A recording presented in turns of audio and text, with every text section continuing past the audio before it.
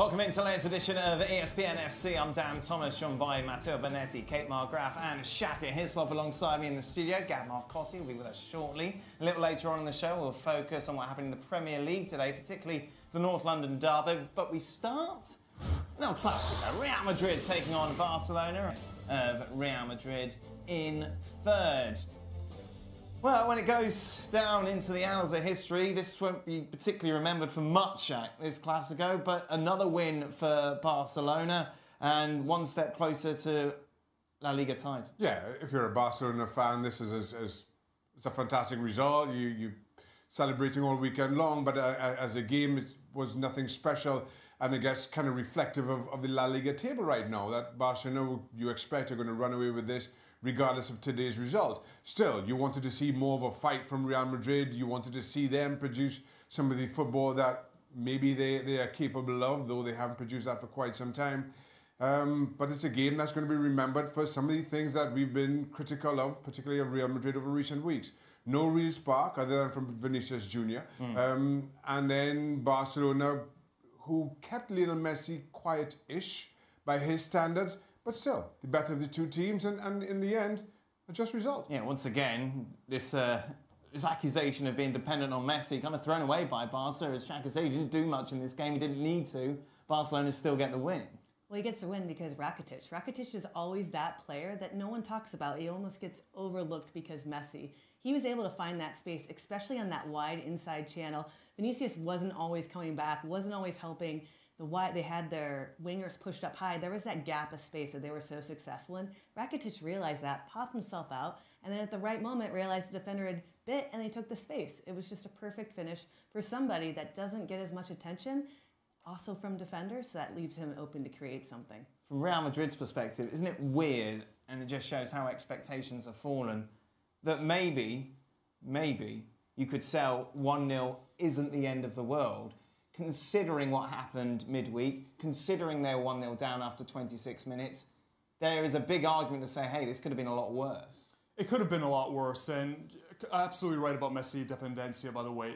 There's no need, and no hay liga, right? That's what they say in Spain. I don't think there's any more league. And for Real Madrid, was there ever really the feeling, especially the way that things have gone with star players like Gareth Bale, with the vendetta of the Spanish media against him, Marco Asensio not in the best of form, Isco being kept out of the lineup so many times. He was Real Madrid's second best player 2 seasons ago. So it's a bit of an uphill task. Add to that losing Cristiano Ronaldo and the fact that you don't really know where the consistent threat's going to come from.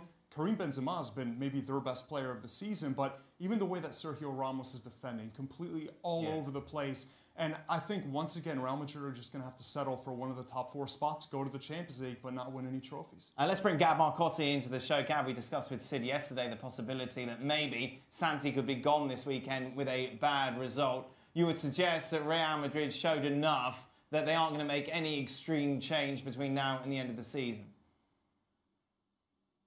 Yeah, I think so. I mean, look, I don't think Real Madrid played that badly at all for what Real Madrid are right now. There's a reason they went into the game 9 points back. I thought Barcelona played a similar game to what they did in midweek, which was mostly about containment.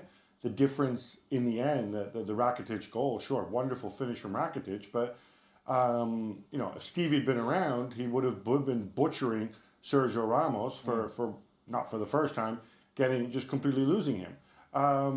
I think they're very aware of where Santi is. I think Santi opened the door again to guys like Isco, who'd been on the naughty step, bringing in Asensio. Thought it was a curious decision to, I mean, I get it, no Lucas Vazquez, but still, you know, Gareth Bale, an hour of, frankly, anonymity, and then getting all the boos, and then, I don't know, maybe afterwards he's cheering himself up with some golf, but you know, there are a lot of serious structural problems here at this club, and Santi, you know, he may be on the list, but he's certainly not in the top 10. Real Madrid in serious trouble moving forward. Just a reminder, if you ever miss a show, you can, without a question, it's the refereeing decisions you feel that kind of dominated the talk after this game. Let's start, shall we, with that late penalty in the 89th minute. You say no, Shaq. Nope. Hey, what do you say? Whether or not to give it? Would you give it? No, absolutely not. But that's going to be the beauty of VAR next year, right? All over him. There is a shout there for a penalty. Anthony Taylor gives it. Listen, number of times I've seen it, each time I just don't see how you can give it. Clear and obvious right now, you paint it as a bit of a grey area. For me, as I look at that's clear. That's clear and obvious that it should not have been given. Should be overturned.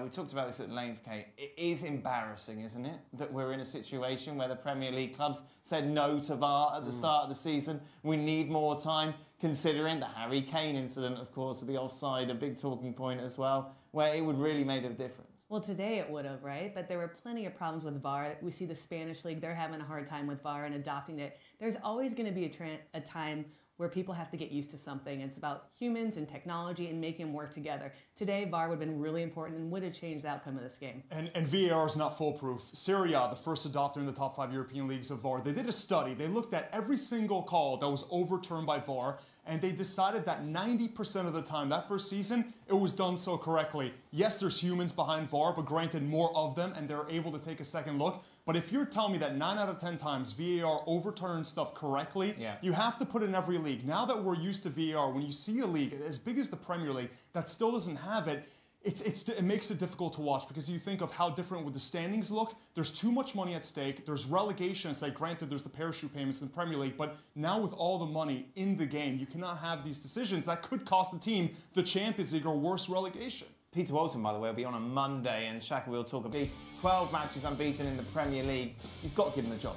How can you not at this point, right? He's doing so well. Not only that, he's gotten players that were so disenfranchised under Mourinho to now play for him and to play well. Lukaku, we're seeing his goals and what he's able to score.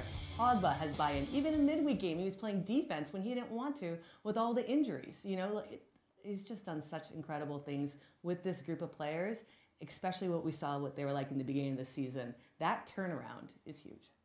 Stupid question.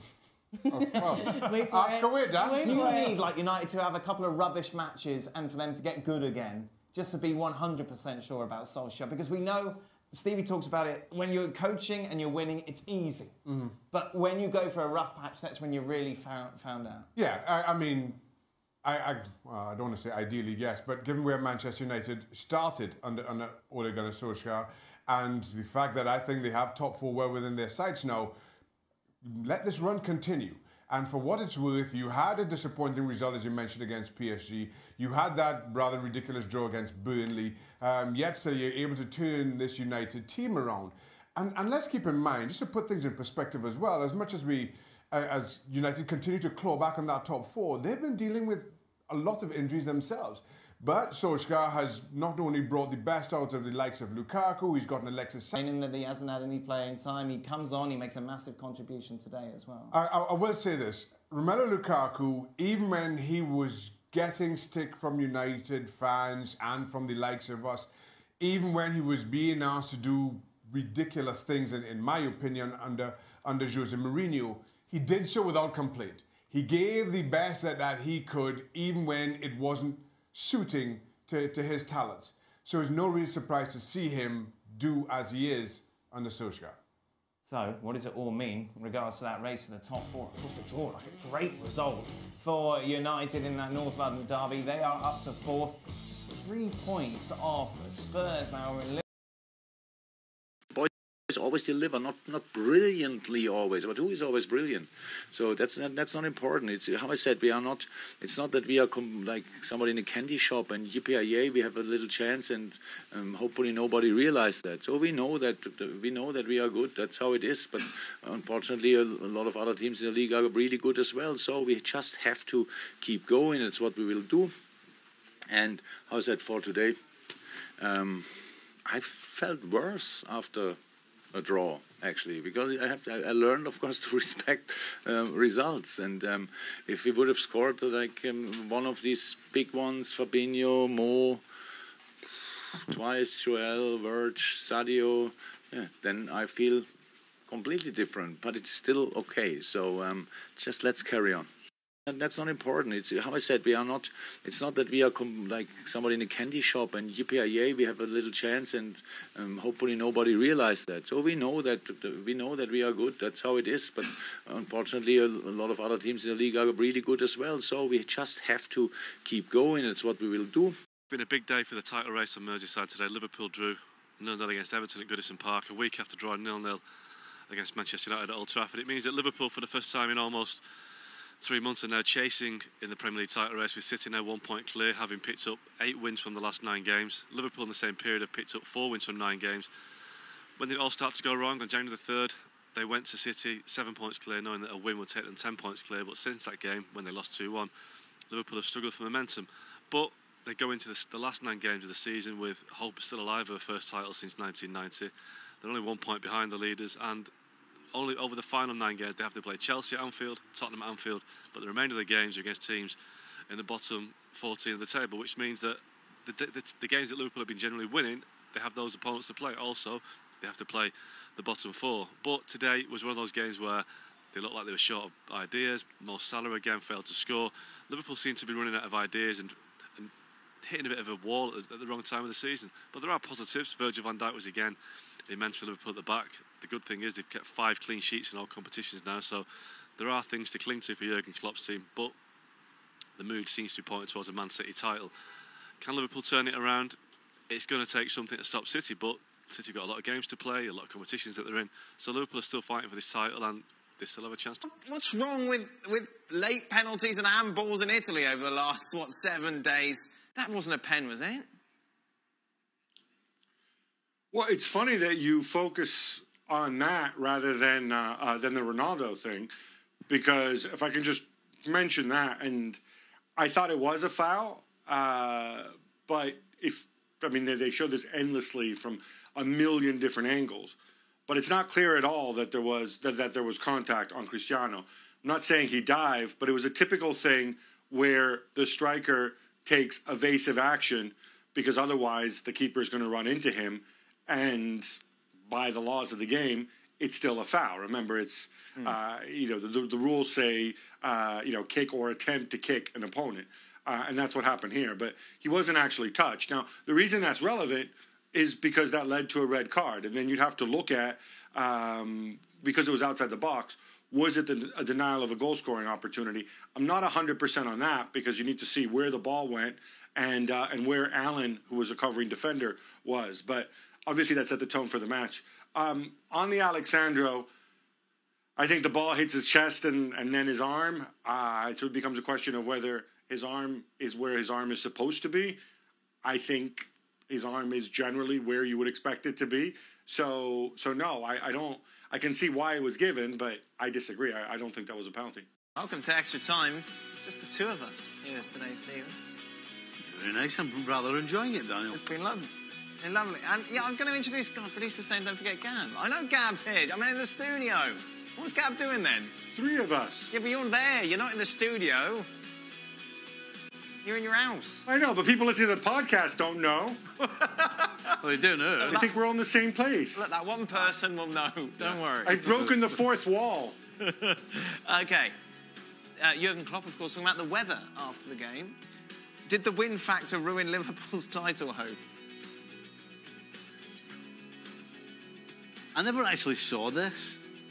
Yeah. Was he serious? Or? Well, why bring it up if you're not serious? I've no idea. Listen, I understand when he brought up a few weeks ago when the field was heavy with the snow. Yeah. Which obviously stops the ball moving as quickly. But I mean, unless it's a force 8 gale blowing, then no. And I didn't even notice anyone myself. To be honest. Gab, am I right in thinking? I'm trying to think back to Vialli's book, which you wrote. Is that right? That he talks about wind being a big factor in training.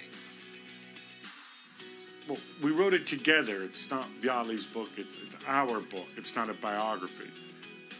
But yes, sorry. Look, I thought I'd get praise for reading the book in the first place. Well, you obviously had to read it very closely if you just call it that. But no, yeah, it's not. This is. Look, we spoke to a lot of people about this, from Sir Alex Ferguson to Arsene Wenger. To Jose Mourinho, and the theory that, it was put forth by Wenger originally, but backed by Ferguson, probably one of the few things that they agreed on, was that part of the reason why historically players from the British Isles tended to be less technically gifted than their counterparts in warmer climes didn't have to do with the didn't have to do with the heat or the rain so much. It had to do specifically with the wind. The idea being that you develop your technique by doing a lot of repetitive individual exercises with the ball. And when it's all windy and the ball's going all over the place, it's harder to do. Now, just to be clear, I don't fully endorse this because it's very windy in Portugal too, and they weirdly managed to produce a lot of technically gifted players. But Wenger and Sir Alex and Luca Vialli all seem to be in agreement on this. What's the name of the book, Gab? The book's called The Italian Job. So when it's in the bookshelves, if it was in author order, is it in the V segment or the M segment? It's in both, actually. No, it's not. In fact, it's probably more in the M segment. Because it's more in the M segment, because I'm ahead of him alphabetically, even though he's won more Champions League titles than I have. Just one more, by the way, I might add. But I don't see, though, what this impacted. Look, discussion. Listen. I regret bringing this up. Gab. Oh, he's gone. Right. Gone. Yes. How underrated is Gerard Piqué? I mean, Van Dijk puts in some good performances and straight up gets compared to Maldini. Well, no one seems to mention Piqué when talking about the current best centre-backs in the world. Well, I think Gerard Piqué physically is on the wrong side of his career. He was never Usain Bolt, was he? But he read the game well. His starting position was good, so he had adequate pace that he was fine. But I think he's beginning to get caught now. That pace just, no matter how smart you are, if you're up against just pure speed, it's very difficult to deal with. So Gerard Piqué, I don't think Alex Ferguson let Gerard Piqué go from Manchester United for any other reason. I didn't think that he would be able to handle it in the Premier League. He was wrong, yeah? How was he wrong? Well, because since then he's won the Champions League, the World Cup, the European Championship, every single thing. So you're not kidding when you say you don't listen to what we say. Were you saying that he couldn't take the Premier League? As somehow And defending the Premier League is different? Yes. To that bigger Absolutely. scale? So how can you win the Champions Absolutely. League? How can you Absolutely. How can you win the Champions League with Barcelona, who have to play Premier League teams? So you don't want to accept that then? You don't want to accept. Would you? You know, you sat here the other day. We're talking about Jorginho, and I was talking about how he couldn't handle the pace of the Premier League, and that was okay. Right. But not all of a sudden, Jorginho, because of the difference that the Premier League has, and it's Gerard Piqué, then you're not accepting that. What's Jorginho done in his life? If he went back and he won everything in Italy, then it's a different conversation. I'll say what Jorginho's done. Now, any other year, Napoli with 91 points would have won Serie A. Right, Gab? Yes. Thank you. That's spot on. But so if I just go back to the Piqué, because this is one thing where I have a little bit of insight into Gerard Piqué at Manchester United. He will be the first to tell you that when he was at United, you know, he left Barcelona. He comes from a fairly privileged background. He got there. All of a sudden, he's living on his own, or he's away from home. He kind of, for several years, from the time he was at United, he just kind of coasted. He was very young. He was lazy. He wasn't very professional about the way he went about things. He got warnings from the club and from Sir Alex, who said that if you don't shape up, you might not actually make it as talented as you are. And he's the first to say that, when he went back to Barcelona, he was hugely motivated, and he really went to another level. He was very, very young. The hallmarks of a good player were there, but I think it was more a case of Sir Alex saying, well, look, his attitude's not right. He maybe enjoys going out a little too much and so on. Doesn't have that professionalism, but he developed that. And as far as the Piqué Van Dijk comparisons, I think Van Dijk's 27 years old, 28, something like that. We'd really need to compare 27-year-old Gerard Piqué with 27-year-old Van Dijk. Beyond that, I think Piqué has lost a step. Even though he was outstanding, I thought, in the Clasico. But, you are talking about one of the greatest defenders, I think, of his generation. who I think would have been a success anywhere. The more intriguing title race for you, Stephen, the Premier League or the Bundesliga? Premier League. Because of the Liverpool Well, thing. yeah, absolutely, yeah. The fact that, was it 29 years? I know, you were there. You were playing. No, 1890. Oh, I forgot the Ronaldo question. Should we do with the Ronaldo question now? We'll go to this one, then Ronaldo one. Premier League or Bundesliga? Gab? I'm going to lean Premier League simply because of the Liverpool factor. Everything Liverpool stands for and the fact that it's really been so long. Let's say with the Bundesliga, it's a great story if Borussia Dortmund win it. If Bayern come from behind, you know, it's the Grinch who stole Christmas yet again. Stevie, would you rather have Liverpool's last year in form attack or stick with this year's in-form defence? So basically, would you prefer the Mohamed Salah of last year and no Van Dijk, or Van Dijk and the Mohamed Salah of this year? Well, I've got to go with this year because we know what happened last year. Mm-hmm. And I like good defending. You do? So I like to see good defending. Liverpool, no question, defend well. It's just unfortunate that going forward they haven't been the front three that we had last year, particularly Salah. So yeah, I'd have to go with this year. Final question, and by the way, every single question today is football related.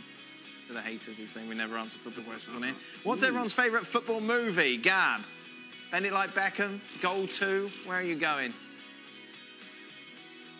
Oh, well, I mean, I guess it would have to be Escape to Victory, to the point that the stadium where it was filmed, the Stade de Colombes, when I was in Paris for the World Cup in '98, I actually tried to go find it. It's not there anymore. Oh. It's a block of flats, which probably explains why I couldn't find it. But no, I think it has to be that. There aren't that many good football films out there, in my opinion. ID is good. Idea. But ID. ID. Yeah, but it's about football hooliganism. Oh, that's still a football movie, isn't it? Yeah. But yeah, you can't. It's got to be Dan. Escape to Victory. Yeah. The only other one's Ben that we bet. What other one is there? Well, there's the goal series. Goal 1, goal 2. I'm in goal 2 as a commentator. Goal 2? What's that? I've never even heard of it. It's about a Newcastle player. I can't remember. I don't remember the storyline. But the first one he plays for Newcastle. The second one he plays for Real Madrid. Yeah, rubbish. Yeah, but Dan? Yes, Gab. In the hooligan film genre, I agree with you. ID is very good. Yeah. The worst one is, I don't know if you saw this, it's a movie called Green Street, where Elijah Wood I think it's Elijah Wood, or it's some baby-faced twerp, who he moves to London to like visit his cousin who's working here, and then ends up falling in with some really, really hard fake West Ham firm. Oh. If you haven't seen it, you should. What's the one where Vinnie Jones... It's putrid. Is that Euro Trip? I think No. Let's not mention that man, please. Come on. I think I think it's Euro Trip he's in. He's like acts as a hooligan for someone. That's it. We're done. Apparently. On that note, ESPN FC's back tomorrow.